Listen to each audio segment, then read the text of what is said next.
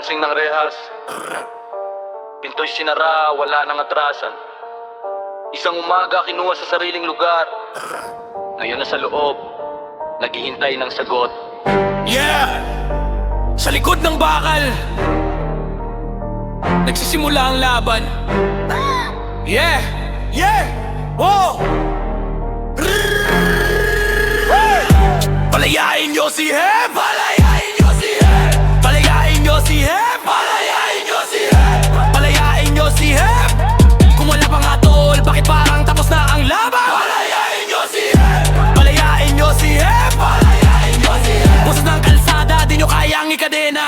Apron torta, di bilang may kumatok. Sa tsuwarang tawag, diretso pasok. Sa loob ng bahay, tahimik na spot. Biglang naging eksena, lahat nakalak. Anim na kasama, sabay na damay. Isang iglap lang buhay nagiba. Mula sa mic sa stage, sa crowd na sigaw. Ngayon nasa selda, malamig ang ilaw. May nakuha raw, baril at bala. Pero tanong na masabuo ba ang kwento talaga? Hindi kami hukom, di kami bulag. Pero hustisya sana, hindi agagadlag. Kung may sala, patunayan nyo. Kung wala, palayain nyo. Hindi to baro, buhay to bro. Kaya sigaw namin agadulo. Palayain nyo si Hep! Palayain nyo si Hep! Sistema bulok, paulit-ulit na eksena.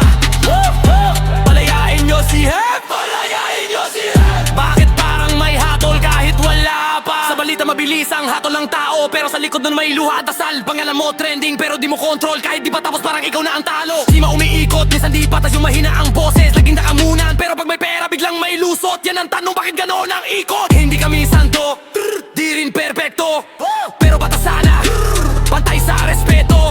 Kung ano ang totoo, yun ang ilabas. Hindi yung ilay lang nagiging batayan. Sa likod ng rehas may pangarap pa, isang boses na gustong marinig ulit. Kung mali, harap sa batas. Kung hindi, pagkawalan, wag nang ipilit. Palayain nyo si Hep! Palayain nyo si Hep! Hustisya lang ang sigaw ng lansangan. Kalansing ang rehas, pero di abang buhay. Hanggang luminaw ang lahat, hindi titigil ang sigaw. Palayain nyo si Hep! Kung siya'y inosente.